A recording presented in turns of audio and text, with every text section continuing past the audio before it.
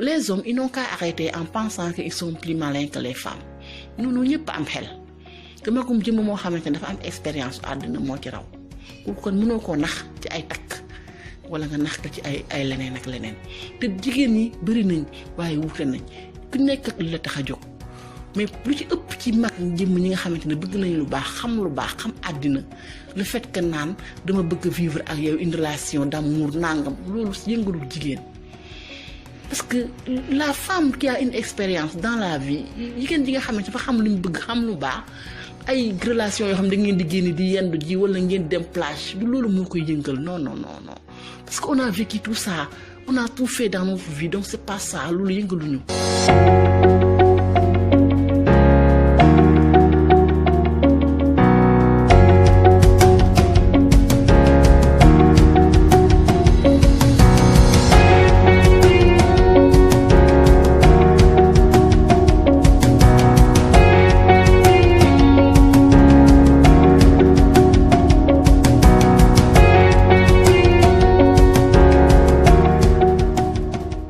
Bonjour tout le monde, j'espère que vous allez bien, c'est Amina. Je suis venue aujourd'hui pour une nouvelle vidéo, bienvenue sur notre chaîne. Voilà, aujourd'hui je suis venue vous parler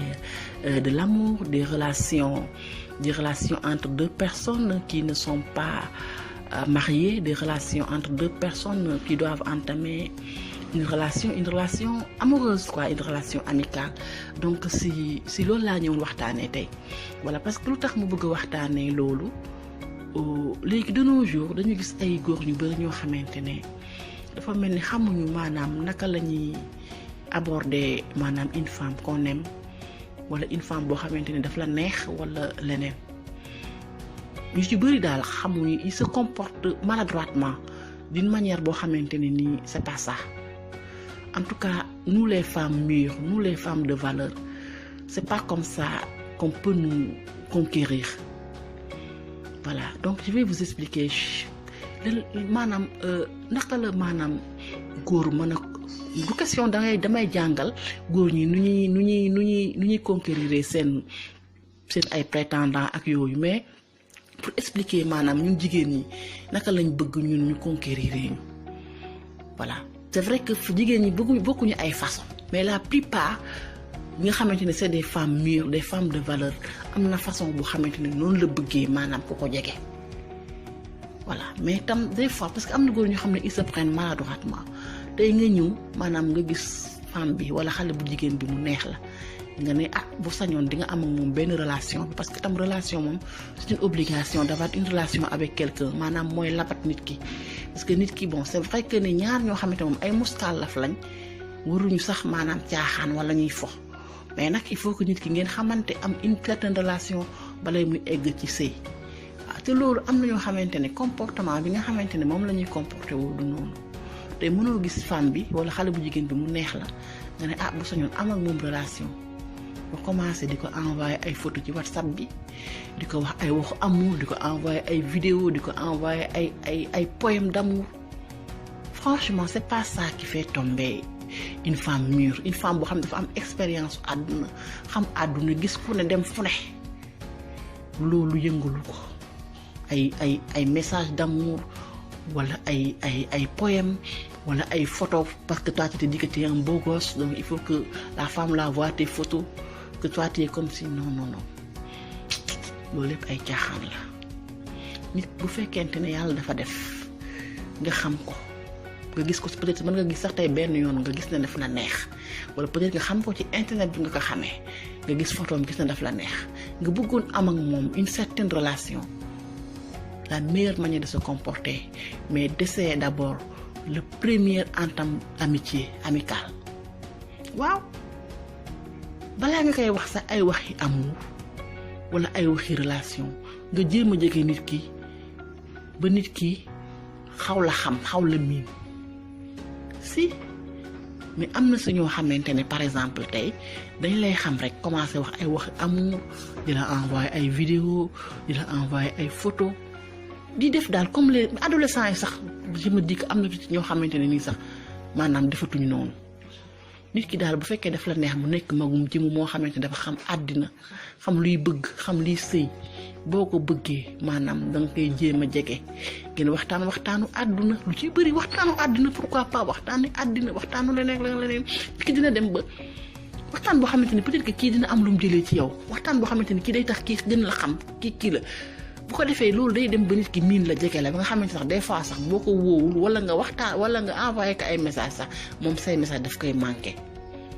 après boo demee ba xam ne yow kii miin na la nga jéem ko essayer benn jour invité ko pourquoi pas invité ko reer wala nga invité ko ngeen jël pot ensemble boobu bu ngeen gisantee dina gën a tax ngeen gën a mën a waxtaan seen waxtaan gën a mën a xóot après sax ci invitation boobu yow ci ngay profité ne ko vraiment man je ressens quelque chose pour toi su ma sañoon ñu def une relation sérieuse nangam bu fekkente ne yow peut-être que ne gis ki gis ko yow sa xel dem na ci mu nekk sa soxna bon dès le début sax c'est pour man c'est un peu maladroit mën nga ko wax rek tout simplement ne ko man tant que jaaxaan taxu ma jóg mais bu ko wax sax dama la bëgg a takk wala leneen loolu aussi c'est maladroit que nit ki nga gis ko pour la première fois nga invité ko di ko wax ay waxu takk mën nga ko ne rek man de vraiment magum jëmm laa ma sañoon on va faire une relation sérieuse qui peut même amener à un mariage pourquoi pas ak leneen mais bu jékki-jékki rek sax di ko wax naan waaw ma la bëgg a takk nangam noonu yooyu yëpp day tax nit ki du la gëm parce que les hommes ils n'ont qu'à arrêter en pensant qu'ils sont plus malins que les femmes ñun ñëpp am xel te magum jëmm moo xamante ne dafa am expérience àdduna moo ci raw kooku kon mënoo koo nax ci ay takk wala nga nax ko ci ay leneen ak leneen te jigéen ñi bëri nañ waaye wuute nañ ku nekk ak li la tax a jóg mais lu ci ëpp ci mag jëmm ñi nga xamante ne bëgg nañ lu baax xam àddina le fait que naan dama bëgg vivre ak yow une relation d'amour nangam loolu yëngalul jigéen. Parce que la femme qui a une expérience dans la vie jigéen ji nga xamante dafa xam lu mu bëgg xam lu baax ay relation yoo xam ne da ngeen di génn di yendu ji wala ngeen dem plage du loolu moo koy yëngal non parce que on a vécu tout ça on a tout fait dans notre vie donc c'est pas ça loolu yëngaluñu donc lu ñu yëngal mooy par exemple te jigéen jooju nga waxtaan ak mu waxtaan bu am fulla am fayda vous parlez de l'avenir vous parlez de vos projets vous parlez de plein de choses loolu mooy tax kii nit ki gën la ñeme gën la miin ba peut-être que ni après même bu fekkee sax bëgg la woon dina dem ba bëgg la mais arrêtez les photos les messages d'amour les vidéos d'amour loolu ay yëfi xale la xale bi xam nu mu bëgg sax nekk nandite sax boo ko defee noonu sax doo ko am. Je vais vous raconter tout à l'heure une anecdote, une sorte de story time, une petite histoire d'amour que j'ai vécue. Voilà, je vais vous raconter ça tout à l'heure. Mais avant tout, d'abord, je vais laisser la parole à une femme de valeur, une femme mûre qui est célibataire, qui a l'habitude de se faire courtiser par certains hommes, puisqu'elle est célibataire, bien sûr. Voilà, elle a décidé que j'étais son nom, donc je ne vais pas dire son nom. Mais c'est une femme de valeur, une femme voilà, qui va vous dire ce qu'elle en pense de la manière dont les hommes courtisent les femmes mûres. À tout cas. Man dama doon wax ne man sama xalaat ci par rapport ak ni nga xam ne góor ñi noonu la ñuy ñëwee di ko aborder wi jigéen ñi surtout jigéen bi nga xamante ne maanaam addunaam c'est une femme qui est déjà mûre maanaam kooku tey boo koy seet c'est vrai que bëgg na amour. bëgg na ko bëgg na ko yore mais bëgg na ki nga xamante ne aussi dina ko suturaal dina ko jàppale dina tax bépp métti boo xam ne daf ko dundoon mu mën ko fàtte mais nit ki da ngay ñëw nga ne danga ko bëgg ba jox ko di ñëw ni ko dama lay seet si déjà yow moment bi nga xamante ne yow ñëw nga toog ci këram par exemple yow temps boobu nga ñëw accaparé ko yow instant boobu bu fekkee ko xam ne dafay jaay wala muy def ay activité wala dara kooku déjà yow danga koy tardel parce que du mën def activité yooyu léegi en contrepartie bu fekkonte ne yow da ngay ñëw après ci yow xëy na parfois di nga jël benn teraanga boo xam ne di nga ko may sax ba nga xam ne dina combler sax perte de temps boobu nga xam ne wala perte d'argent boobu nga xam ne jot na ko am xam nga foofu du mun na bañ a poser problème day gis léegi dañuy ñëw tëdd ci sa kaw jàllu ci sa kaw laa ko mën a wax il passe presque toute la journée wala ñu jël toute l'après-midi et cetera donc yow doo mën a dérouler say activité mën ko commercialiser am ci sa dara te duñ la may sax ñaar dërëm booleeg nag lépp loo xamante ne yow dépensé nga ko ci ñoom ñu consommer après avec les mains vides bëgg la encombrer ak dama la bëgg boo xamante ne sans preuve vraiment ni concret affaire yooyu donc am nga man ni ma sama gis-gis ci wàllu boobu noonu surtout boo koy seet ñoom dañuy mel na comme nit yi dafa mel ni comme ki nga xam ne femme divorcée la wala veuve la et cetera wala jigéen bi nga xam ne dafa jànku ba mat ba nekk mag te sëyul maanaam ñoom dafa mel ni dañ koy dévaloriser parce que da ngay dégg sax koo xam ne dafa lay wax ne la mënoo em ak jigéen bi nga xam ne mosuloo sëy donc mënuñu laa defal teraanga bi nga xamante ne moom la ñuy defal xale bu ndaw alors que en matière de bëggante sentiment en matière de tendresse et cetera loolu warul am calcul parce que nit ki nga bëgg waroo calculer limite d'âge am waroo calculer ci moom dara da nga ko bëgg c'est l'essentiel donc kii nit mën na gis xale bu tuuti mu bëgg ko keneen gis mag wala jigéen boo xam ne sëy na ba tas wala mu nekk veuve wala leneen mu gën a bëgg nit kooku ko xale bi donc kon waruñu estimer que ne ki nga xam ne mag la wala et cetera mérité wul yenn par exemple yenn teraanga yi ñu ko koy defal donc surtout moi je sais pas par rapport ak yow nan nga gisee maanaam surtout voilà donc je reviens aussi si li nga xam ne moom nga doon wax si problème